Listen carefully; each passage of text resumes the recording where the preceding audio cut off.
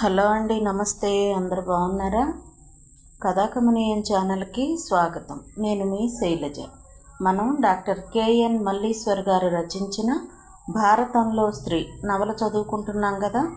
3వ భాగంలో ఏం జరిగిందో చూద్దాం. పెళ్లి పనులు జోరందుకున్నాయి. విజయవాడ వెళ్ళి పెళ్లి బట్టలు కొన్నారు. పెళ్లి కూతురు బట్టల కోసం అత్తగారు 20,000 పంపించింది. భారీ చెయ్యే. బామ్మ మురిసిపోయింది. మగపెళ్లి వారికి దగ్గరకి బట్టలు కొన్నారు. పెళ్లి కొడుకు సూట్ వెయ్యనేసరికి ఖరీదు ఎక్కువలో ప్యాంటు షర్ట్సు 3 జతలు ప్రదీప్ దగ్గరుండే సెలెక్ట్ చేశాడు. బట్టల బిల్లే 30,000 దాటింది. సుధకి ముందే అడపా తడపా అరుంధతి చీరలు కొని ఉంచడంతో ఆ మాత్రంతో తేలింది. సుధకి బంగారం కూడా చిన్నప్పటి నుండే ఉంది. దాంతో ప్రత్యేకంగా పెళ్లి కోసం కొనాల్సిన అవసరం రాలేదు. ఆ రోజు బామ్మ ట్రంకు పెట్టే ముందు కూర్చుని ఏవో సర్దుతూ ఉండటం ప్రదీప్ చూశాడు. బామ్మ ట్రంకు పెట్టె ఎప్పుడూ తాళం వేసే ఉంటుంది. తాళం చెవి తన కొంగుకు ముడేసుకుని భద్రంగా దాస్తుంది. ఎప్పుడైనా ఎవరన్నా పొరపాటున ట్రంకు పెట్టె దగ్గర తచ్చాడితే వాళ్ళ పని అయిపోయినట్లే. ఏం చేస్తున్నారర్రా అంటూ అనుమానంతో నిలువెల్లా పరీక్షిస్తుంది. ఆ చూపుల దాటికి తట్టుకోలేక సాధారణంగా అక్కడికి ఎవ్వరూ వెళ్ళరు. మా అమ్మ పెట్టెలో లంకి బిందెలు దాచావా ఏంటి? ప్రదీప్ బామ్మ పక్కన కూలబడుతూ అన్నాడు. లంకి బిందెలు నేనేం చేసుకుంటాను? అక్కనేలా పిలు. సుధా, మా అమ్మ నీకు నిధి నిక్షేపాలు ఇస్తుందటరా గట్టిగా కేకేశాడు. బామ్మ ట్రంకు పెట్టె ఓపెన్ చేసింది. ఎవరు చూసినా ఏమీ అనడం లేదని తెలిసేసరికి అందరూ బిలబిల్లాడుతూ చుట్టూ మూగారు. బామ్మ పెద్ద ఇత్తడి పెట్టె బయటకు తీసింది. గుండ్రంగా ఉన్న దాని మీద పూలు లతలు అందంగా చెక్కి ఉన్నాయి. అందరి వంక గర్వంగా కలియజూసింది బామ్మ. అందరి మొహాల్లోనూ ఆరాటం, ఆతృత. అందులో ఏం దాచింది? ఎవరికిస్తుంది? అందరికీ ప్రశ్నలే. అందులో ఏముంటాయో సంజీవరావు ఒక్కడికే తెలుసు. అతను ముసిముసిగా నవ్వుకుంటున్నాడు. బామ్మ ఇత్తడి పెట్టె తెరిచింది. అందరి కళ్ళు జిగేలుమన్నాయి. పెట్టె లోపల మూతలేని ఇంకో చిన్న పెట్టె. లోపలంతా navy blue colour velvet cloth. లోపల బాక్స్ చుట్టూ మెలమెల్లాడుతూ వడ్డాణం. బాక్సులో ఒదిగి ఉన్న వన్నె తరగని లోహం. 30 కాసులకు పైమాటే. చిన్న పెట్టెలో రాళ్ల గాజులు 4, నెక్లెస్, చెవిదిద్దులు ఉన్నాయి. నా మనవరాలి కోసమే ఇన్నాళ్ళు ఎన్ని కష్టాలొచ్చినా తీయకుండా దాచాను. ఇవిగో అమ్మ, పెట్టుకుని అందరికీ చూపించు. అరుంధతికి ఒళ్ళు మండిపోయింది. కాపురానికి వచ్చిన ఇన్నేళ్లలో ఎప్పుడూ తనకు పెట్టుకోమని ఒక్కసారి కూడా ఇవ్వలేదు. పంటలు పండనప్పుడు నగలు తాకట్టు పెడితే సూత్రాలకు బొందు పెట్టుకుని మట్టి గాజులు వేసుకుని గడిపేసింది. ఎంత బంగారం దాచుకున్నానని మాట మాత్రంగానైనా అనలేదు. ముందొచ్చిన చెవుల కన్నా వెనకొచ్చిన కొమ్ములు వాడి అని. ఇచ్చింది తన కూతురికే కావచ్చు, కానీ అసలు ఈ ముసలావిడికి మొదటి నుండి తన మీద అభిమానం తక్కువే. కాపురానికి వచ్చిన దగ్గర నుంచి ఈవిడ్ని మెప్పించటానికి ఎన్ని ప్రయత్నాలు చేసిందని ఒక్కనాడు నోరు విప్పి తన గురించి మంచి మాట చెప్పిన పాపానే పోలేదు. సుధకి అప్పటికప్పుడే నగలన్నీ అలంకరింపచేసింది. ఎంత లేదన్నా 40 కాసుల బంగారం. సుధకి చేయించిందే 30 కాసుల వరకు ఉంది. ఇప్పుడు ఈవిడ గొప్ప కోసం ఇంత బంగారం ఇచ్చేసేట్టుంది. ఇక కల్పించుకోక తప్పదు అనుకుంది. పెళ్ళికి ఎంత పెడదామని అన్నామో అంతే. ఈ బంగారము ఇచ్చి కూర్చుంటే వాళ్ళేమీ మనకు మెచ్చి మేకతోలు కప్పరు. బాగానే ఉంది సంబడం. వాళ్ళ మెప్పు ఎవరికి కావాలి? ఆడపిల్లకి రేపు మాపు పెట్టబోతామా? వాళ్ళకు కలిగిందే ఎక్కువ. దీపుకు పెళ్ళైతే కోడలికైనా పెట్టాలిగా. ఈ వ్యవసాయం మీద కుటుంబాలు గడవటమే గగనం. రేపు పరిస్థితి ఏంటని ఆలోచించాలిగా. అరుంధతి వెనక్కి తగ్గదలుచుకోలేదు. పోనీలే, తనకి నచ్చినట్టుగా చెయ్యిని. ఇంకా ప్రదీప్ పెళ్ళంటే చాలా టైం ఉందిగా. సంజీవరావు నచ్చజెప్పబోయాడు. ప్రదీప్ మాట రాగానే బామ్మ కొంచెం తగ్గింది. నేను సుకుమారంగా ఉండే అమ్మాయినే చేసుకుంటాను. ఈ బంగారం బరువులు ఆమె మొయ్యలేదు. ఆ బరువేదో సొదకే ఇచ్చేయండి. ప్రదీప్ నవ్వుతూ తేల్చేయబోయాడు. బామ్మ రెప్పపాటులో మనసులో లెక్కలు వేసేసింది. రేపు ఊరంతా ఈ విషయం తెలుస్తుంది. గారపాటి కనకమ్మ తన బంగారమంతా మనవరాలకే ఇచ్చింది. మనవడికి ఏమీ ఇవ్వలేదంటే ఎంత తలపుగా ఉంటే. సరే, వడ్డాణం పిల్లకిద్దాం. గాజులు కంఠహారం మనవడి పెళ్ళానికి గబగబా విభజించేసింది. మా అమ్మ, ఇప్పుడు వడ్డాణం ఎవరు పెట్టుకుంటున్నారు? పెళ్ళప్పుడు పెట్టుకుని తర్వాత భద్రంగా దాచుకోవడమే.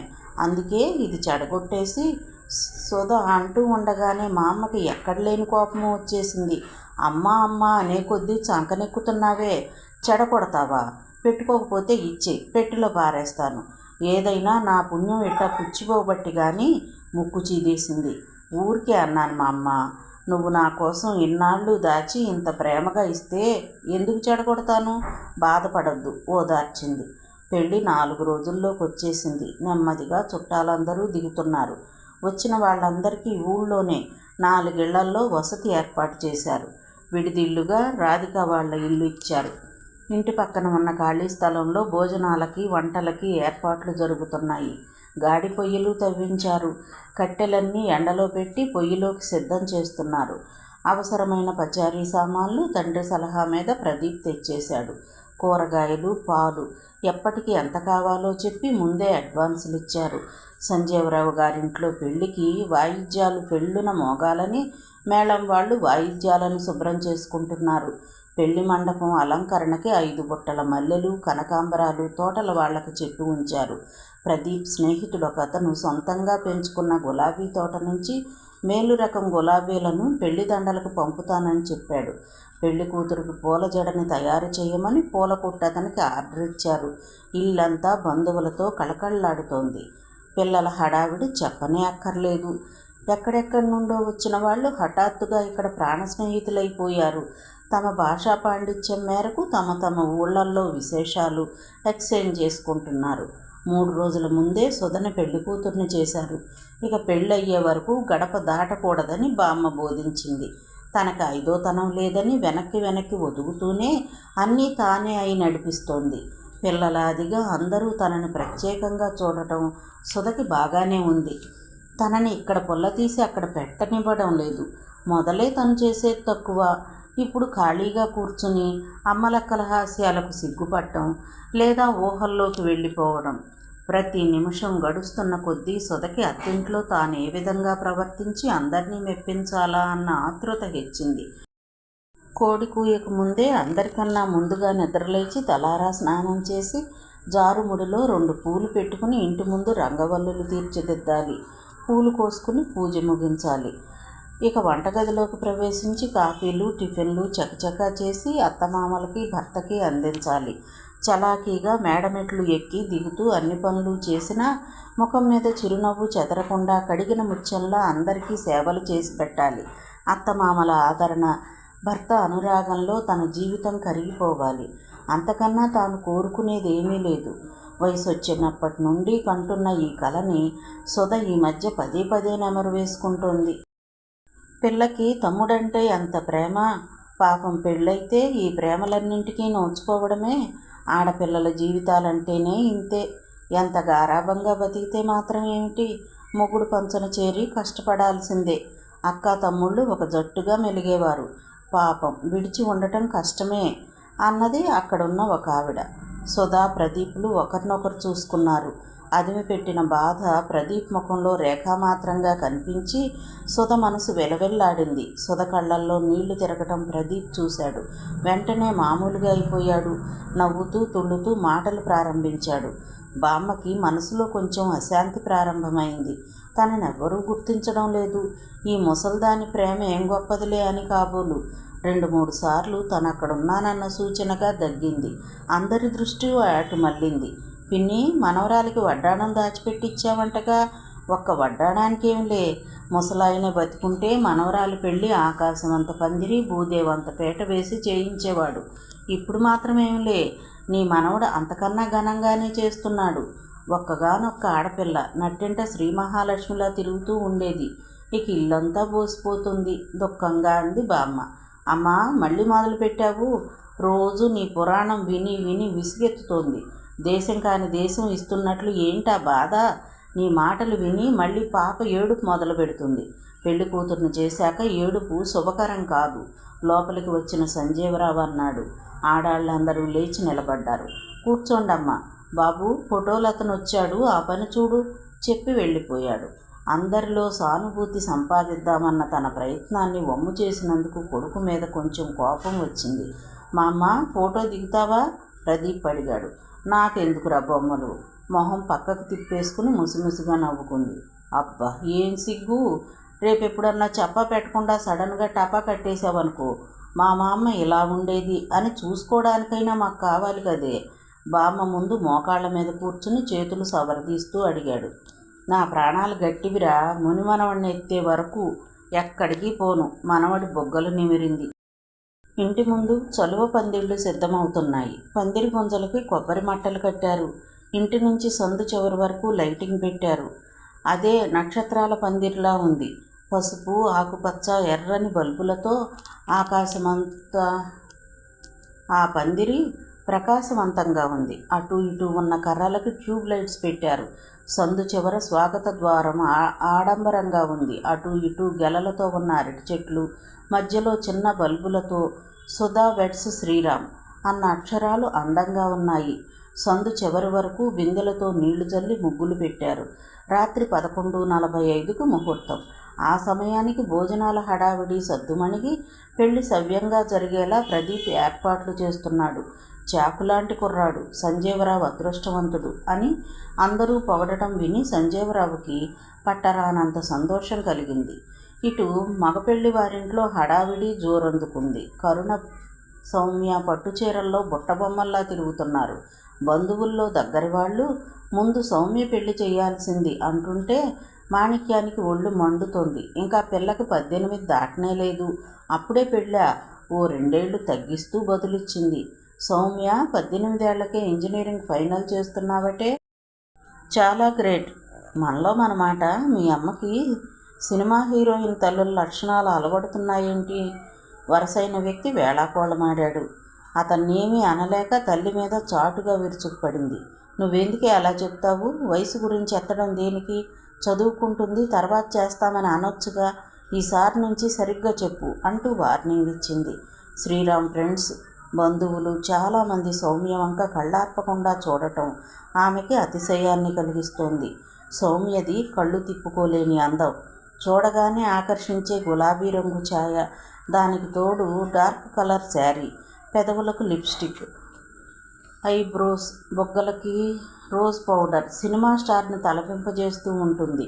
కరుణ కూడా ఇంచుమించు సౌమ్య పోలికలే అయినా అంత ఆకర్షణీయంగా మేకప్ వేసుకోదు. 18 ఏళ్లలో ముఖంలో కనిపించే హుందాతనం జాగ్రత్తగా పరిశీలించే వాళ్ళకే తెలుస్తుంది. ఆమె నడక, హావభావాలు, మాట తీరు ఇవి ఎక్కువగా ఎదుటి వాళ్ళని ఆకర్షిస్తాయి.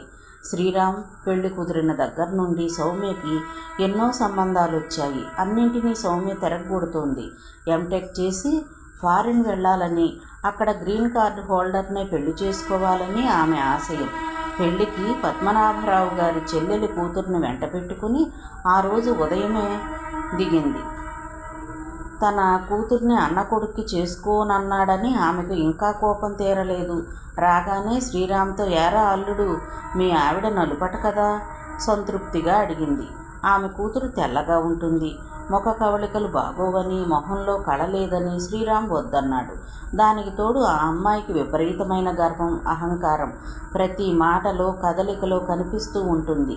ఆ తరహా అమ్మాయి తన మనస్తత్వానికి సరిపడదని తిరస్కరించాడు. మేనత్త అలా అనగానే అతనికి చిరాకనిపించింది. నలుపని ఎవరన్నారు? నీ కూతురు కన్నా బాగానే ఉంటుందిలే, మొహం అదోలా పెట్టుకుని కోపంగా అన్నాడు. ఆ మాట అనగానే మరదలి అహంకారానికి దెబ్బ కొట్టినట్లయింది. వెంటనే అక్కడి నుండి లేచి వెళ్ళి గదిలో ఓ మూల మునగ తీసుకుని పడుకుంది. పెళ్లి కాకుండానే పెళ్ళానికి అంత ఒత్తాసు పలుకుతున్నావంటే, పెళ్ళైతే మమ్మల్ని గుమ్మం ఎక్కనివ్వమేమో, మేనత్త అక్కసుగా అంది. శ్రీరామ్ మాట్లాడకుండా లేచి వెళ్ళిపోయాడు. కాసేపు అయ్యాక మాణిక్యం ఆడపడుచు కూతురు కనపడకపోవడంతో గమనించి, చిత్ర ఏది కనిపించటం లేదు అడిగింది. నీ కొడుకు కంటికి పెళ్ళాం తప్ప ఎవ్వరూ మనుషుల్లా కనిపించట్లేదు, కోపంగా అంది పద్మనాభరావు చెల్లి. ఏమమ్మా, ఏమన్నాడు? పద్మనాభరావు అన్నాడు. నా కూతురు కన్నా పెళ్ళామే అందగత్తెట, మొహం మీదే అంటే ఎవరికీ బాధ కలగదు. గదిలో పడుకుని కన్నీరు మున్నీరుగా ఏడుస్తోంది. మాణిక్యం మనసు చేదు తిన్నట్లుగా అయింది. ఇంకా పెళ్లి కాకుండానే వీడిలా మారిపోయాడు. ఆ పిల్ల ఏం మంత్రం వేసిందో ఏమో. రేపు మాపు ఇక తమ మాట ఏం వింటాడు? పెళ్ళాం కొంగు పట్టుకుని తిరుగుతాడు కాబోలు. అందుకే అన్నారు, అడ్డాలనాడు బిడ్డలు కానీ గడ్డాలనాడు బిడ్డలా అని. మనసులోని ఆలోచనని ఆడబిడ్డ ముందు బయట పెడితే ఇంకేమన్నా ఉందా? ఇదే సందు అనుకుని లోకువు కట్టేస్తుంది అనుకుంటూ మొహానికి నవ్వు పులుముకుని బావా మరదళ్ళ హాస్యాన్ని పట్టించుకుంటావేంటి వదినా తేల్చేసింది. అయినా ఏం మాటలవి బాబు, వెళ్ళి అమ్మాయితో మాట్లాడు, పెళ్ళింట ఆడపిల్ల కన్నీళ్లు పెట్టొచ్చా? మెల్లగా మందలించాడు పద్మనాభరావు. శ్రీరామ్కి తాను చేసింది తప్పేనేమో అనిపించింది. అయినా అత్త ఏదో అంటే చిత్రనెందుకు బాధ పెట్టడం? అందుకే లోపలికి వెళ్ళి బతిమాలుకున్నాడు. సౌమ్య, కరుణ వినోదం చూస్తూ వదిన రాగానే ఈ విషయం చెబుతానుండు అంటూ ఏడిపించారు. అనుకున్న టైంకి మగపెళ్లి వాళ్ళు కార్లలో, బస్సుల్లో ఆడపెళ్లి వారింటికి తరలి వెళ్ళారు. శ్రీరామ్ ప్యాంటు షర్టు వేసుకుని టై కట్టుకున్నాడు. నుదుటి బాసికం, బొగ్గన చొక్క, తల మీద అక్షతలు. అద్దంలో తనని తాను చూసుకునేసరికి వింతగా అనిపించింది. అంతా బాగానే ఉంది, కానీ పాము కోళ్ళు దగ్గరకు వచ్చేసరికి వచ్చింది చాలా చిక్కు. బరువైన చెక్క చెప్పులవి. కాలి బొటన వేలికి మధ్య మాత్రమే ఆధారంగా ఉంది. దాంతో అంత ఎత్తు బరువున్న చెక్క చెప్పుల్ని మోయడం కన్నా గాల్లో కట్టిన తాడు మీద నడవడమే సులువు అనుకున్నాడు. మగపెళ్లివారు విడిదింటికి చేరగానే ఊళ్ళో హడావిడి జోరందుకుంది. రాధిక వాళ్ళ ఇల్లు పెద్దదే, అయినా 400 మంది. మగపెళ్లి వారికి అది ఇరుకుగా మారింది. కొంతమందిని పక్కింటికి పంపించారు. ఎత్తరుగుల వరండాలో జంబుకానాలు పరిచి సిద్ధం చేశారు. ఆడవాళ్లు కొందరు లోపలి గదుల్లో సర్దుకున్నారు. శ్రీరామ్కి ఒక గదినిచ్చారు, కానీ అతను వరండాలే కూర్చున్నాడు. చుట్టూ అతని ఫ్రెండ్సు సౌమ్య, కరుణ, చిత్ర, కొంతమంది పిల్లలు కూర్చున్నారు. శ్రీరామ్ ఫ్రెండ్స్లో కొంతమంది పేకాటకి సిద్ధమైపోయారు. మాణిక్యం, పద్మనాభరావు తమ చుట్టాలాజ కనుక్కుంటున్నారు. వచ్చి 10 నిమిషాలైనా వియ్యంకుడు కానీ అతని కొడుకు కానీ విడిదిలో కనిపించకపోవడం వాళ్లకి అమర్యాదగా తోచింది. దాని గురించే మల్లగుల్లాలు పడుతూ ఉండగా సంజీవరావు, ప్రదీప్ హడావిడిగా వచ్చారు. బావగారు, వసతి కుదిరిందా? ఏమ్మా, ఇబ్బంది ఏం లేదు కదా? ఇద్దరిని కలిపి ప్రశ్నించాడు సంజీవరావు. తలు పూరుకున్నారు. మాణిక్యం లోపలికి వెళ్ళింది. పద్మనాభరావు గారు తన చుట్టాలని పరిచయం చేశాడు. కాసేపుండి ప్రదీప్ వీధి గుమ్మం దాటి లోపలికి ప్రవేశించాడు. లోపలంతా హడావిడి, సరదాలు, నవ్వులు. శ్రీరామ్ హుషారుగా ఉన్నాడు. సౌమ్య సెంటర్ ఆఫ్ అట్రాక్షన్ అయింది. అందరూ ఆమెతో మాట్లాడడానికి ఉత్సాహపడుతున్నారు. కరుణ, చిత్ర కూడా సరదాగా ఉన్నారు. అదే సమయంలో ప్రదీప్ శ్రీరామ్ దగ్గరకు నడిచాడు. శ్రీరామ్ దూరం నుంచే చూసి హలో ప్రదీప్ ఆప్యాయంగా పలకరించాడు. ప్రదీప్ నమస్తే చెప్పాడు. మాట్లాడుతున్న వాళ్ళంతా సడన్గా మాట్లాపేశారు. చిత్ర మోచేత్తో సౌమ్యను పొడుస్తూ ఎవరూ అన్నట్లుగా కళ్ళెగరేసింది. మా వదిన వాళ్ళ బ్రదర్, పల్లెటూరు బావ, చిత్ర చెవిలో చెప్పింది సౌమ్య. ప్రదీప్కి ఇబ్బందిగా అనిపించింది. కాసేపు అయ్యాక వాళ్ళకేమైనా అవసరాలున్నాయేమో కనుక్కున్నాడు. అంతా ఓకే చెప్పాడు శ్రీరామ్. మళ్ళీ అందరూ కబుర్లలో పడిపోయారు. ప్రదీప్కి ముళ్ళ మీద ఉన్నట్లుగా ఉంది. సౌమ్య అతన్ని ఏడిపించడానికి తదేకంగా అతని వంకే చూస్తోంది. ఒక్క క్షణం నొసలు చిట్లించి చూసి చూపు తిప్పేశాడు. సంజీవరావు వచ్చి భోజనాల టైం వరకు ఇక్కడే ఉండి పెళ్లి వాళ్ళను వెంట పెట్టుకురా ప్రదీప్తో అన్నాడు. ఇంకెవరినన్నా పంపిద్దాం నాన్న, ఉండబుద్ధిగాక అన్నాడు. వద్దు బాబు, ఇద్దరిలో ఒకళ్ళం ఇక్కడ ఉండకపోతే మాట వస్తుంది అనేసి వెళ్ళిపోయాడు.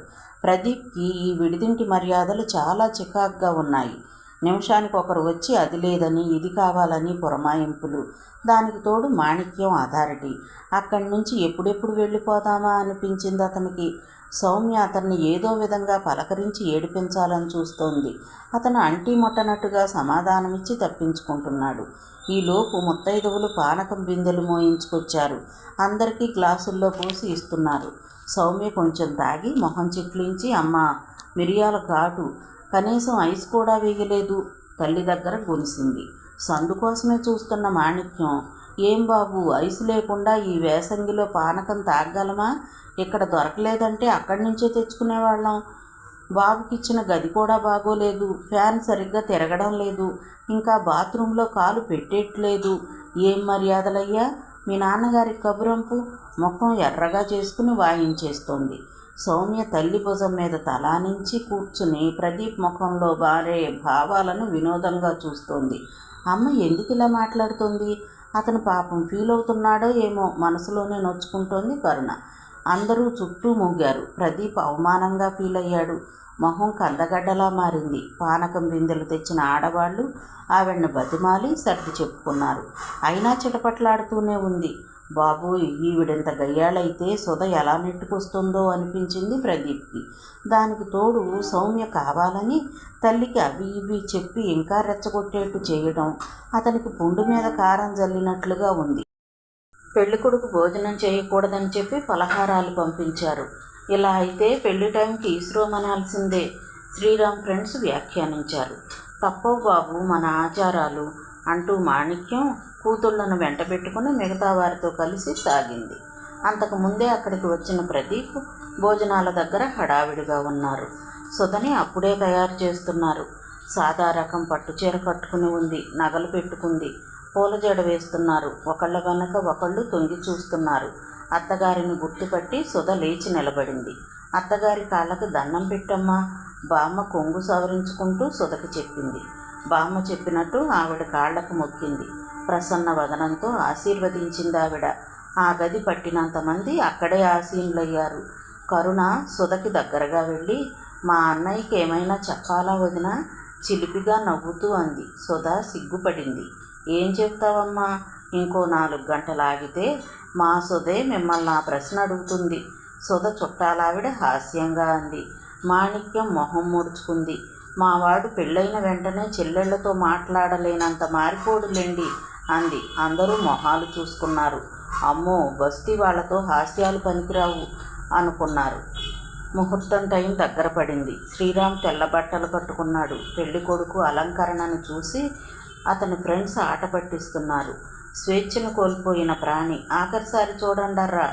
మళ్ళీ ఆఫీస్కి వచ్చేసరికి మొహంలో నవ్వుంటే అడగండి, కొలీగ్ కామెంట్ చేశాడు. బహుశా అనుభవం మీద చెబుతున్నట్లున్నాడు. సౌమ్య అనగానే అందరూ గొల్లున నవ్వారు. మాణిక్యం మళ్ళీ ఎవరి మీదో పెద్ద గొంతుతో విరుచుకుపడుతోంది. శ్రీరామ్ ఎంత ఊహాలోకాల్లో తేలిపోతున్నా అప్పుడప్పుడు తల్లి అరుపులకు వాస్తవంలోకి వచ్చేస్తున్నాడు. తల్లి ఇంట్లో సాఫ్ట్గానే ఉంటుంది. చుట్టుపక్కల అందరితోనూ మంచి పేరే తెచ్చుకుంది. ఇక్కడెందుకు ఇలా బిహేవ్ చేస్తుంది? మామగారు ఏమనుకుంటారు? అక్కడికి ఇందాక పిలిచి మర్యాదలవి ఎలా ఉన్నా పట్టించుకోవద్దని చెబితే మనల్ని వాజమ్మలు అంటారా? ఈ మాత్రం మాట్లాడకపోతే మన పెత్తనం ఏం సాగుతుంది అంది. అయినా మనం ఇప్పటికిప్పుడు కట్నం పెంచమన్నామా, లాంఛనాలు అడిగామా? ఆ మాత్రం బెట్టు చేయకపోతే కష్టం అనేసరికి కిక్కురు మనలేకపోయాడు. 10 మంది ముత్తైదువులు వెంటరాగా సిగ్గుల మొగ్గై నడిచి వస్తోంది సుధ. ఆకుపచ్చ రంగు పట్టుచీర, 2 అరచేతుల వెడల్పు జరీ బార్డర్, చీరంతా టిష్యూతో పాటు జరీ బుట, పట్టంచు చేతుల జాకెట్టు, మల్లెలు కనకాంబరాలతో కుట్టిన జడ, మెడలో హారాలు, నడుంకి బామ్మ ఇచ్చిన వడ్డాణం, చేతులకు రాళ్ల గాజులు, చెవులకు బుట్టలోలుపులు, చంపస్వరాలు, నుదుటన పెళ్లి బొట్టు, బాసికం, బొగ్గన చుక్క. మాణిక్యం, పిల్ల కొంచెం రంగు తక్కువే గాని బంగారు బొమ్మలా ఉంది. ఒక ఆవిడ సంతృప్తిని వ్యక్తం చేసింది. ఏమోనమ్మా, అందాన్ని చూడలేదు. అప్సరసల్లాంటి పిల్లలు సంబంధాలు వచ్చాయి. పిల్ల గుణం ముఖ్యం అనుకున్నాం. వాడు ఇష్టపడ్డాడు. అంతేలే వదినా, అందాన్ని కొరుకు తింటామా? కుటుంబంలో తల్లో నాలుకలా మెసిలి అత్తింటి పేరు నిలబెడితే చాలు. పిల్ల మొహం చూడండి ఎంత వినయంగా ఉందో. మొహంలో కళ. లక్ష్మీ జాతకమే ఇంకొక ఆవిడ అంది. అందరూ అవునన్నారు. మాణిక్యానికి అసంతృప్తిగా అనిపించింది. తన పెళ్ళైన దగ్గర నుంచి తన చుట్టూ ఉన్న వాళ్ళ చేత పొగిడించుకోవటమే అలవాటైపోయింది. తానుండగా తనని కాక వేరొకరిని పొగడ్డం ఇదే మొదటిసారి వినడం. అందుకే తమాయించుకోలేకపోతోంది. మా ఇంట్లో అడుగు పెట్టబోతోంది. నాలాంటి అత్తగారు దొరికింది. ఇక ఆ అమ్మాయి అదృష్టవంతురాలు కాక ఏమవుతుంది? అందరికీ నాలాంటి అత్తగారు దొరకొద్దు. అందరూ మొహాలు చూసుకున్నారు. జీలకర్ర బెల్లం పెట్టించాక మధ్యలో ఉన్న దుప్పటి తీసేశారు. తీయగానే శ్రీరామ్ తలెత్తి చూశాడు. పెళ్లి కూతురుగా సుధ రూపం అతనికి బాగా నచ్చింది. ఇప్పుడే బాగా చూసుకోండి, పెళ్లి గెటప్లో మళ్ళీ చూడాలనుకున్నా చూసుకోలేరు ఎవరో అనడంతో సుధ కూడా తలెత్తింది. అతను తననే చూస్తూ ఉండటంతో రెప్పలు వాల్చేయబోయింది. కానీ చూపులతో ఆమె చూపులను కట్టిపడేశాడు. పెళ్లి పందిరంతా సందడిగా ఉంది. ఎక్కడ చూసినా పట్టుచీరలు, నగలు. ఎంత ఒక్కపోతైనా భరిస్తాం కానీ వీటిని వేయడం అన్నట్లుగా ఉన్నారు ఆడవాళ్ళు. పెళ్లి కాని అమ్మాయిలు, అబ్బాయిలు అటొచ్చి ఇటొచ్చి ఒక్కో కామెంట్ చేస్తూ ఆనందిస్తున్నారు. పగలంతా పెళ్ళెప్పుడు అంటూ ప్రాణం తీసి గెంతి అలసిన పిల్లలు పెళ్లి టైంకి నిద్రకు పడ్డారు. ప్రదీప్కి అప్పటికి కొంచెం తీరిక చిక్కి పెళ్లి తంతు వైపు దృష్టి సారించాడు. చూస్తున్నాడే కానీ ఏదో లోటుగా అనిపిస్తోంది. ఏంటా అని ఎంత ఆలోచించినా తట్టడం లేదు. పెళ్లి పందిరంతా పరికించాడు. కాసేపటికి విషయం అర్థమైంది. లోపలికి వెళ్ళాడు. మూల గదిలో బొంత పరుచుకుని పడుకుని ఉంది బామ్మ. నిద్రపోతుందా అనుకుంటూ దగ్గరికి వెళ్ళాడు. అటు తిరిగి పడుకుని కళ్ళు తుడుచుకుంటూ ముక్కెగ పీలుస్తోంది. అతని మనస్సు ఆర్ద్రమైంది. దగ్గరకు వెళ్ళి పక్కన కూర్చున్నాడు. మా అమ్మ మెత్తగా పిలిచాడు. ఉలిక్కిపడి కొంగుతో కళ్ళు తుడుచుకుని లేచి ఇటు తిరిగి, ఏరా సందడంతా వదిలేసి ఎక్కడికొచ్చావే అంది. మనవరాలి పెళ్ళో అని కలవరించావు. తీరా పెళ్ళవుతుంటే గదిలో ముసుగేశావు. నీతో ఎట్లాగే? ముసల్దాని అవసరం ఎవరికి కావాలరా? ముక్కు ఎగబీలుస్తూ అంది. ఎవరన్నారే నిన్ను? ఇప్పుడే 4 జాడించొస్తాను. ఒకళ్ళనేదేంట్రా? తల బోడయ్యాక తగుదునమ్మా అని శుభకార్యంలో ఎలా కూర్చుంటాను? అబ్బా మా అమ్మ, నీతో ఇదే చిక్కు. నువ్వు కనిపించకపోతే సుధా దిగులు పడుతుంది. ఇలా కాదు కానీ పెట్టి తాళాలివ్వు అన్నాడు. అనుమానంగా చూస్తూనే కాదనకుండా ఇచ్చింది. పెట్టెలోంచి లేత ఓదారంగు చీర, తెల్ల జాకెట్టు తీశాడు. అవి బామ్మ చేతిలో పెట్టి 2 నిమిషాల్లో వస్తాను. ఇవి కట్టుకుని రెడీగా ఉండు. లేకపోతే సాధారణంగా నాకు కోపం రాదు. వస్తే తెలుసుగా. వార్నింగ్ ఇచ్చి బయటికి వెళ్ళాడు. పెళ్లి పందిరి చుట్టూ ఖాళీ లేనంతగా జనం ఉన్నారు. ఒకవైపు అరుగుల మీద జంబుకానాలు పరుచుకుని ఆడవాళ్లు కూర్చున్నారు. ముందు వైపు అంతా మగపెళ్లి వాళ్ళు కుర్చీల్లో కూర్చున్నారు. మండపం పక్కన కొంతమందిని లేపి అక్కడ కుర్చీ వేయించి ఎవ్వరూ కూర్చోకుండా మనిషి నుంచి లోపలికి వచ్చాడు. బామ్మ బుద్ధిగా మనవడు చెప్పిన చీర కట్టుకుని కూర్చుంది. మా అమ్మ వెరీ గుడ్ అంటూ మెచ్చుకుని పరికించి చూసి, ఏదో బోసిగా ఉంది అంటూ పెట్టెలోంచి కాసికాయ గుళ్ళు దండ, పకడాల దండ తీసి మెళ్ళో వేశాడు. చేతులకు 4 సాదా బంగారపు గాజులు తొడిగాడు. నుదుటిన విభూది దిద్దాడు. నాకెందుకురా సోకులు? మనవడు చేస్తున్న అలంకరణకి మురిసిపోతూనే సిగ్గుపడింది. అబ్బా ఏం సిగ్గు! పెళ్లి చూపుల్లో ఇలాగే సిగ్గుపడి ఉంటావు. అందుకే తాత కట్నం లేకుండా చేసుకున్నాడంటగా. మనవడు ఆరా తీస్తూ అన్నాడు. అయ్యప్పటి మాటలు పదరా ముందు. సరే ముడి వేసుకో శుభ్రంగా. మా బామ్మని చూడగానే అందరూ ఐసైపోవాలి. లేత మొక్కజొన్న కండెకున్న పీచులాంటి జుట్టును వేలు ముడివేసింది. చక్కగా తయారైన బామ్మని ఆపాదమస్తకం పరిశీలించి, పండిన జాంపండులా ఉన్నావు మా అమ్మ మెచ్చుకున్నాడు మనవడు. చెయ్యి పట్టుకుని తీసుకువచ్చి మండపం పక్కన కుర్చీలో కూర్చోబెట్టాడు. అందరి కళ్ళు బామ్మ వైపు తిరిగాయి. ఎవరని గుసగుసలు పోయారందరూ. పెళ్లి కూతురికి నానమ్మట. 5 నిమిషాల్లో అందరికీ సమాధానం తెలిసిపోయింది. కొత్తగా వచ్చిన హోదాతో గర్వంగా కూర్చుంది బామ్మ. సుధ పక్కకు తిరిగి బామ్మను చూసి ఆనందంగా నవ్వింది. శ్రీరామ్కు చూపించింది. అక్కడి నుండే నమస్కారం చేశాడు శ్రీరామ్. మనవరాలి కళ్ళల్లో మెచ్చుకోలు. శ్రీరామ్ నమస్కారం స్వీకరించగానే ఏనుగెక్కినంత సంబరం కలిగింది బామ్మకి. దీనికి కారణమైన మనవడి పట్ల మనసు కృతజ్ఞతతో నిండిపోయింది. తన కుర్చీని ఆనుకుని నిలబడి పెళ్లితంతు చూస్తున్నాడు. తలెత్తి చూసింది. 2 చేతులు కట్టుకుని నిలబడిన ఆజానుబాహువైన ఆ యువకుడు తన జీవితాన్ని, తన కొడుకు జీవితాన్ని భద్రంగా కాపాడగలడన్న నిశ్చింత ఏర్పడింది ఆ సమయంలో. ప్రదీప్ ఎప్పుడు ఖాళీగా దొరుకుతాడా అని చూస్తున్న కరుణ ఇదే మంచి ఛాన్స్ అని చెప్పి గబగబా బామ్మ దగ్గరకు వచ్చింది. బామ్మగారు మీరెంత బాగున్నారో. ఇందాకటి నుండి మీకోసమే వెతికాను. ఆఖరికి పెళ్లి కొడుకు చెల్లెలు కూడా తన కోసం ఆరాటపడటం బామ్మకు ఆనందంగా ఉంది. తన ప్రతిష్ట ఇంకా పెరిగినట్లుగా అనిపించింది. బాగున్నారా? బామ్మ వినకుండా మెల్లగా ప్రదీప్ని అడిగింది. ప్రదీప్ విచిత్రంగా చూశాడు.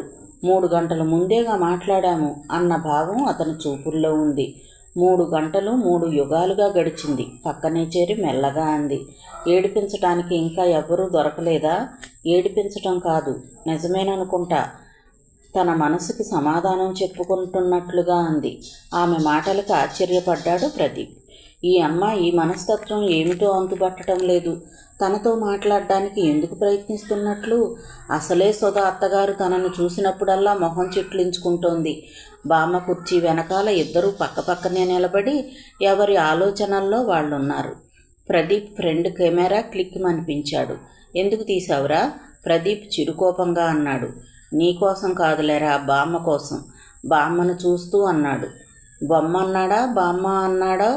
కరుణ తర్జన భర్జనలు పడుతూ ఉండగా మెల్లగా జారుకున్నాడు ప్రదీప్ కరుణల్ని పక్కపక్కన చూసిన ఒక ఆవిడ, ఈడు చూడు బాగుంది, సౌమ్య పెళ్లితో పాటు వీళ్ళకి ముడిపెట్టేసేయండి అంది. మాణిక్యానికి ఆ మాట సుతరాము నచ్చలేదు.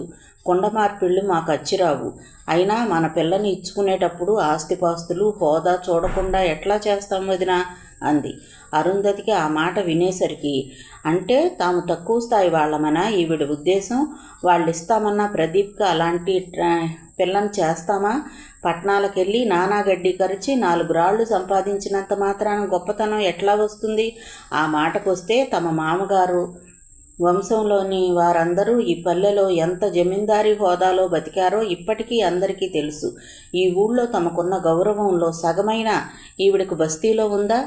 సుధకి నోట్లోంచి మాటే రాదు. ఈవిడకు చూస్తే నోరుగల్దిగా ఉంది. ఎలా నెగ్గుకొస్తుందో ఏమో అనుకుంటేనే దిగులుగా అనిపించింది. సూత్రధారణ జరుగుతున్న సూచనగా పెళ్లి వాయిద్యాల జోరందుకున్నాయి. శ్రీరామ్ సూత్రాలు చేత్తో పట్టుకొని లేచాడు. ఎదురుగా వంగుని ఆమె మెళ్ళో 3 ముళ్ళు వేయటం ప్రారంభించాడు. సుధ గుండె దడదడలాడింది. అతని మునివేళ్ల స్పర్శ తగిలి తనువంతా ఉద్వేగంతో పులకించింది. అతని ముఖం చూడాలనిపించింది. ధైర్యం చాలలేదు. మొహం పక్కగా ఉన్న చేతులు కంపించడం చూసి తలెత్తింది. అతని మొహానికి చిరుచెమటలు. టెన్షన్గా ఉన్నాడు. అతను కూడా సెన్సిటివ్గా ఫీల్ అవుతున్నాడు. పూల జడ చేత్తో పట్టుకున్న రాధిక, అన్నగారు ముళ్ళు గట్టిగా వేశారా అంది. ముసిముసిగా నవ్వాడు. 100 ఏళ్ల బంధం అంత వదులుగా వేస్తానా అన్నాడు. ఆ క్షణంలో ఇక పూర్తిగా శ్రీరామ్ తనవాడు అనిపించింది. తలంబ్రాల సీను వచ్చేసరికి నిద్రతో జోగుతున్న వాళ్లకు కూడా ఎక్కడలేని ఉత్సాహము వచ్చేసింది. చెరో పక్క చేరి ఎంకరేజ్ చేయటం ప్రారంభించారు. చివరికి శ్రీరామ్ పళ్ళెం ఎత్తి పోయబోతుంటే ప్రదీప్, బావగారు బొద్దంక గట్టిగా అరిచాడు. పళ్ళెం గబుక్కున కింద పెట్టేశాడు. తమ్ముడి ప్లాన్ అర్థం చేసుకున్న సుధ వెంటనే పళ్ళెంలోని అక్షతలు శ్రీరామ్ తల మీద వంపేసింది. మోసం, దగ. శ్రీరామ్ ఫ్రెండ్స్ గొల్లున అరిచారు. అబ్బాయిలు అమ్మాయిలు మంటపాన్ని చుట్టుముట్టేశారు. పెద్దవాళ్లందరూ పెళ్లి సందడిని కుర్రకారుకు అప్పగించేసి దూరంగా కుర్చీల్లో పెచ్చాపాటీకి దిగారు. బిందెలో ఉంగరాలు తీసేటప్పుడు చూపిస్తాం మా తడాక. మోసంతో గెలవడం కాదు. పెళ్లి కొడుకు తరపు కుర్రకారు ఛాలెంజ్ చేయటంతో ఈ అంశము ప్రాధాన్యత సంతరించుకుంది. బిందెలో నీళ్లలో కొంచెం పసుపు కుంకుమ వేసి 2 ఉంగరాలు వేసి కాసేపు మంత్రాలు చదివి ఇక తీయండి అన్నాడు. ఇద్దరూ ఒకేసారి చేతులు పెట్టారు. మొదటిసారి 2 ఉంగరాలు శ్రీరామ్కి దొరికాయి. రెండోసారి సుధకి దొరికాయి. ఈసారి ఎవరు తీస్తే వాళ్లదే సంసారంలో పెత్తనమంతా. పురోహితుడు ప్రకటించేశాడు. అందరూ గొల్లుమని అరిచారు. యుద్ధ వాతావరణంలా ఉంది పరిస్థితి. 3వసారి ఉంగరాలు సుధకే దొరికాయి. కానీ వెంటనే శ్రీరామ్ సుధ చెయ్యి పట్టుకున్నాడు. విడిపించుకోబోయింది. వదల్లేదు. మొహం ఎర్రబడింది. ఎంతసేపు ఎతుకుతారు, తీయండి త్వరగా ఎవరో అన్నారు. లోపల ఏదో రాజకీయం జరుగుతోంది. రాధిక కనిపెట్టి అంది. శ్రీరామ్ చెయ్యి వదలడని గ్రహించి ఉంగరాలు వదిలేసింది. విజయగర్వంతో బయటకు తీసి పురోహితుడికిచ్చి నాప్కిన్తో చెయ్యి తుడుచుకుంటూ పక్కకు తిరిగి సుధతో థ్యాంక్ యూ అన్నాడు. అంటే ఏంటి అర్థం? అందరూ విస్తుపోతూ అడిగారు. అర్థం ఏంటంటే భార్య సహకరిస్తేనే భర్త పెత్తనం సాగుతుంది అని నవ్వుతూ అన్నాడు. పరువు తీసేవరా నాయన. ఫ్రెండ్స్ బాధపడిపోయారు. తర్వాత అప్పగింతల సన్నివేశం. కూతుర్ని పెళ్లి కొడుకు తరపు పెద్దలందరికీ అప్పగించారు. ఎంత ఆపుకుందామన్నా అరుంధతి కళ్ళ నుండి నీళ్లు ప్రవాహంలా వస్తూనే ఉన్నాయి. మా ఇంటికొచ్చిన పిల్లకి ఏ లోటు ఉండదు చెల్లెమ్మ, బాధపడకండి పద్మనాభరావు హుందాగా చెప్పాడు. ఒక్కగానొక్క ఆడపిల్ల, పువ్వులా పెంచాం. మీ చేతుల్లో పెట్టాక బాధకైనా సంతోషానికైనా మాకేం హక్కుంది? ఏదో కన్నపేగు బంధం కొద్దీ గాని కన్నీళ్లు తుడుచుకుంది. సుధా మునిపంటితో దుఃఖాన్ని అదిమింది. తల వంచుకున్న కంటి నుండి నీరు బొట్లుగా పడుతోంది. శ్రీరామ్ ఓదారుస్తున్నట్లుగా ఆమె చేతిని తన చేతుల్లోకి తీసుకున్నాడు. శాస్త్రోక్తమైన కార్యక్రమాలు అయ్యాక సుధని తన ఫ్రెండ్స్కి పరిచయం చేశాడు. సుధ నడుం చుట్టూ చెయ్యి వేసి అందరికీ పరిచయం చేయడం చూసి పల్లె జనాలు అబ్బురపడ్డారు. బామ్మ వణికే కంఠంతో అప్పగింతలు పెడుతుంటే శ్రీరామ్ ఓపిగ్గా ఆలకించాడు.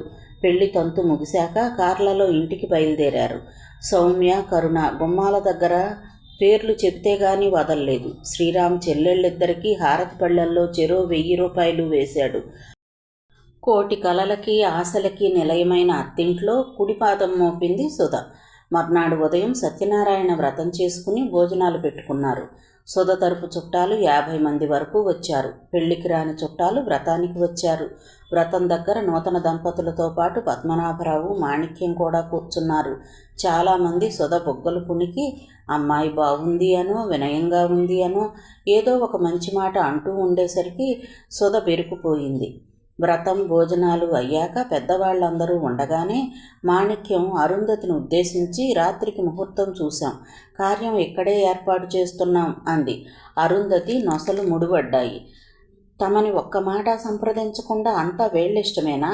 కార్యం ఆడపిల్లవారింట్లో చేయడం మన వైపు ఆచారం, మా ఇంట్లో చేస్తాం అంది. తల అడ్డంగా ఆడించి మా వంశంలో వస్తున్న ఆనవాయితీ ఇది, మా ఇంట్లోనే జరగాలి. అది ఎలా కుదురుతుంది వదినగారు? ఊళ్ళో అందరూ రకరకాలుగా అంటారు.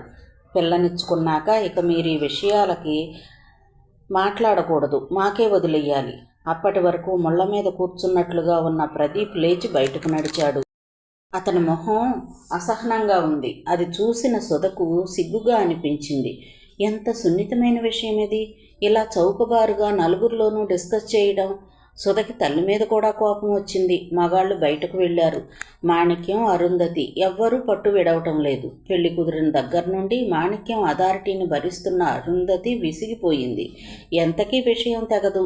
చూసి చూసి సుధకి చిరాకు వచ్చేసింది.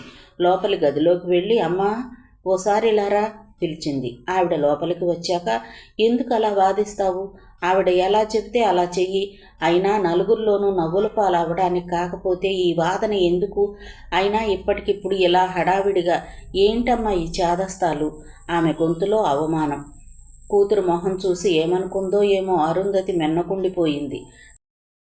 సాయంత్రం కార్యం కోసం మళ్ళీ భారీ ప్రయత్నాలు చేయబోతుంటే ఇవన్నీ మోటు పద్ధతులమ్మా, వద్దు అని వారించాడు శ్రీరామ్. అంతకుముందు గొడవ మూలంగానేమో మాణిక్యం కూడా పెద్దగా మాట్లాడలేదు. కార్యం గదిని అలంకరించారు. మంచం మీద ఇద్దరినీ కూర్చోబెట్టి ఏవేవో తతంగాలు నడిపారు. సుధా మభావంగా ఉంది. సిగ్గుపడుతుందేమోననుకున్నాడు శ్రీరామ్. అందరూ వెళ్ళిపోయాక తలుపు వేసి వచ్చాడు. సుధ కూర్చున్నదల్లా లేచి నిలబడి తల్లి చెప్పినట్లుగా వంగుని కాళ్ళకి నమస్కారం చేసింది. పైకి లేవనెత్తి దగ్గరగా తీసుకోబోతుండగా దూరంగా జరిగింది.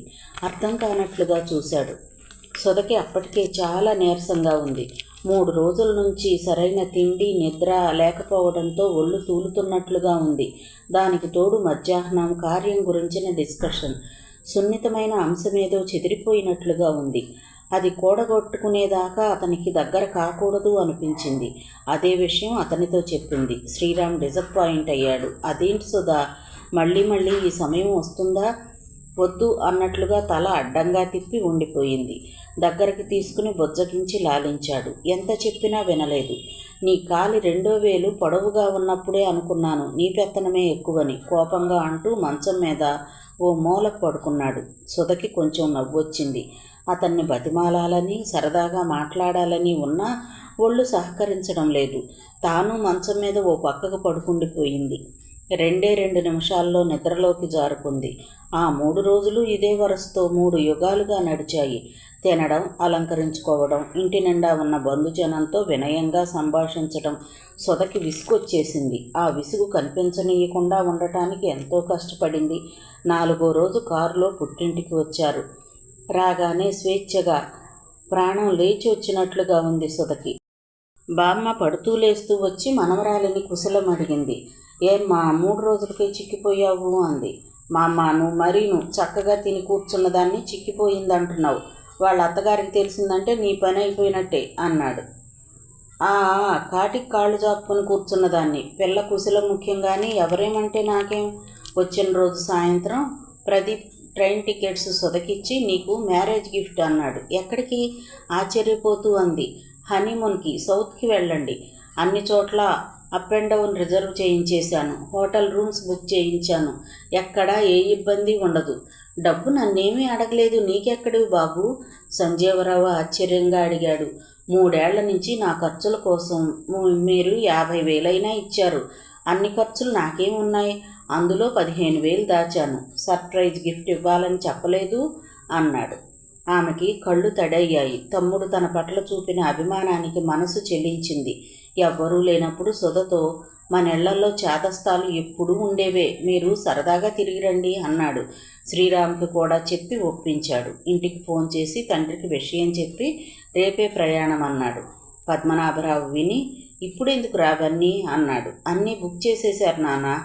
ఆగైతే మీ అమ్మని అడుగుతానుండు అంటూ మౌత్ పీస్ ముగియకుండానే సంభాషణ సాగించాడు. అత్తమామ మాటే, మనదేమి లేనట్టుంది అని తండ్రి అనడం, మంచి చెడు సంప్రదించకుండా ఊరు పంపేయడమేనా? తల్లి రుసరుసలు అస్పష్టంగా వినిపించాయి. శ్రీరామ్కి ఏమనాలో తోచలేదు. పోనీ ఈసారి వాడికి ఇష్టమైనట్టుంది, మనమే గొంతులో పల్లేరుకాయలు కావడం ఎందుకు అని భార్యతో అని ఈసారి ఫోన్లో కొడుకుతో, సరేరా వెళ్ళండి, వెళ్లే ముందు ఇంటికి వచ్చి వెళ్ళండి, సామాన్లు అవి సర్దాలి కదా అన్నాడు. తల్లిదండ్రులకు మనస్ఫూర్తిగా తనని పంపడం ఇష్టం లేదు. ఆ మాటే సుధతో అన్నాడు. ఎందుకు ఇష్టం లేదు? విస్తుపోయిందామె. చిన్నప్పటి నుంచి నన్ను వదిలి ఉండటం వాళ్లకు అలవాట్లేదు, అందుకే అలా అని ఉంటారు మురిసిపోతూ అన్నాడు. వదిలి ఉండలేరంటే హనీమూన్కి పంపించడానికి ఇష్టపడనంతగానా? వింతగా అనిపించింది సుధకి. అనుకున్నట్లుగానే హనీమూన్ సవ్యంగా జరిగిపోయింది. ప్రశాంతమైన వాతావరణం, స్వేచ్ఛగా తనకి నచ్చిన వ్యక్తితో గడపటం ఆనందాన్నిచ్చింది.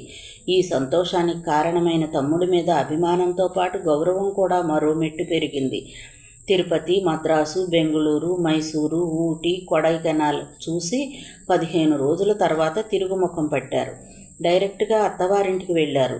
ఆ రోజంతా ప్రయాణ బడలికతో నిద్రపోయారు. మర్నాడు ప్రదీప్ వచ్చి అక్కాబావలను తమ ఇంటికి తీసుకువచ్చాడు. ఆషాఢమాసం కూడా అయ్యాక సుధని కాపురానికి పంపుతామని చెప్పారు. శ్రీరామ్ గుండెల్లో రాయి పడింది. సుధని వదిలి అన్ని రోజులు ఉండాలంటే కష్టంగా తోచింది. ఆషాఢమాసం రావడానికి ఇంకో నెల ఉంది కదా, అప్పటి వరకు మా ఇంట్లో ఉంటుంది. శ్రీరామ్ మొహమాటంగా అడిగాడు. ఇంకా తర్వాత మీ ఇంట్లోనే ఉంటుంది కదా, ఓ నెల మా ముచ్చట కూడా తీర్చుకొని నాయనా, బామ్మ అంది.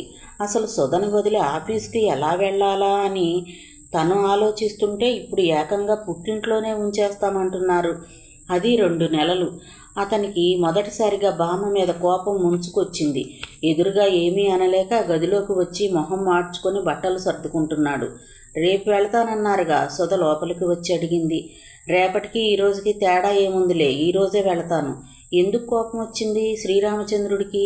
దగ్గరగా వెళ్ళి అతని మొహం 2 చేతులతో తన వైపుకు తిప్పుకుంటూ అంది. సుధా, నీకిప్పుడు నాతో రావాలని లేదా? వచ్చేస్తానని మీ బామ్మతో చెప్పు. సుధ చెప్తేనైనా బామ్మ వింటుందన్న ఉద్దేశంతో అన్నాడు. ఓహో, ఇదా మీ కోపం? ఇక జీవితాంతం మీ దగ్గరే ఉంటాను కదండి ఈ 2 నెలలు. అతనికి మళ్ళీ కోపం ముంచుకొచ్చింది. అయితే రోజు బామ్మ దగ్గర పడుకుని హాయిగా ఉండు, నా గురించి ఆలోచించొద్దు. సూట్ కేసు క్లోజ్ చేస్తూ అన్నాడు. ప్రతి వారం రావచ్చు, లేకపోతే ఎప్పుడు రావాలనిపిస్తే అప్పుడు వచ్చి మర్నాడు ఇక్కడి నుండే ఆఫీస్కి వెళ్ళొచ్చు. అర్థం చేసుకోండి అంటూ అరగంట బతిమాలాక శాంతించాడు. పెళ్ళైన దగ్గర నుండి సుధను చూస్తుంటే ప్రదీప్కి ఆశ్చర్యంగా అనిపిస్తోంది. అంతకు ముందంతా బామ్మ గురించో, పెయింటింగ్స్ గురించో, పల్లె గురించో మాట్లాడే సుధ ఇప్పుడు శ్రీరామ్ గురించి తప్ప మరో మాట ఎత్తడం లేదు. ఎంత చెప్పినా తరగని సుగుణాలు బావగారిలో అన్నీ ఉన్నాయా అని ఆశ్చర్యపడుతూ ఒక రోజల్లా చెవి అటువేసి ఆలకించాడు. సుధ మాటలు విని బెత్తరపోవడం తన వంతైంది. అంతా చేసి శ్రీరామ్ ఎప్పుడు నవ్వుతాడు, ఎందుకు కోపం వస్తుంది, ఏం తింటాడు, ఏం తినడు, తనంటే అతనికి ఎంత ఇష్టం, ఇలాంటివి తప్ప మరో విషయమే లేదు. ఇక శనివారం వస్తుందంటే శ్రీరామ్ వస్తాడని ఆమె చేసే హడావిడి చెప్పనలవి కాదు. ఇంట్లో అందరినీ హడలుగొట్టేసి శ్రీరామ్కి స్వాగత సత్కారాలకు అన్నీ సిద్ధం చేస్తుంది. అన్నీ అతనికిష్టమైనవే వండాలి. ఆఫీసులో అలసిపోయి వస్తాడు కాబట్టి ఇల్లు నిశ్శబ్దంగా ప్రశాంతంగా ఉండాలి. ఇంటిల్లిపాది అతని అడుగులకు మడుగులొత్తాలి అన్నట్లుగా ఉండేది ఆమె ప్రవర్తన. ఒకరోజు ప్రదీప్ ఆగలేక, ఇక్కడ ఉండగానే మీ ఆయన గురించి తప్ప మమ్మల్ని పట్టించుకోవడం లేదు, అత్తారింటికి వెళితే ఇక గుర్తే ఉండం మేం అన్నాడు. ఎప్పటిలా అలగలేదు, నవ్వేసింది. మొగుడితో శుభ్రంగా ఉండటమే మనకు కావాలి. నీ పెళ్ళాం వచ్చాక నువ్వెంత కొంగట్టుకు తిరుగుతావో మేం చూడమా అంటూ బామ్మ వత్తాసొచ్చింది. ఆషాఢమాసం ప్రవేశించగానే కోడలికి భారీగా ఆషాఢ పట్టి పంపించింది మాణిక్యం. శ్రీరామ్ని అత్తారింటికి వెళ్ళొద్దని చెప్పింది. శ్రీరామ్ గిలగిల్లాడిపోయాడు. అందుకే తల్లికి తెలియకుండా ఆ నెలలో 2-3 సార్లు సుధని ఏలూరు రమ్మని ఫోన్ చేశాడు. ఆమెకు సిగ్గుగా ఉండేది. ప్రదీప్ అర్థం చేసుకుని దింపి వచ్చేవాడు. ఏ సినిమాకో హోటల్కో వెళ్ళి కాలక్షేపం చేసేవారు. ఇంకా ఓ వారానికి ఆషాఢమాసం వెళ్ళిపోతుందనగా ఆ రోజు సుధ ఏలూరు వస్తుందని, ఇద్దరం సినిమాకు వెళతామని మాటల సందర్భంలో శ్రీరామ్ అన్నాడు.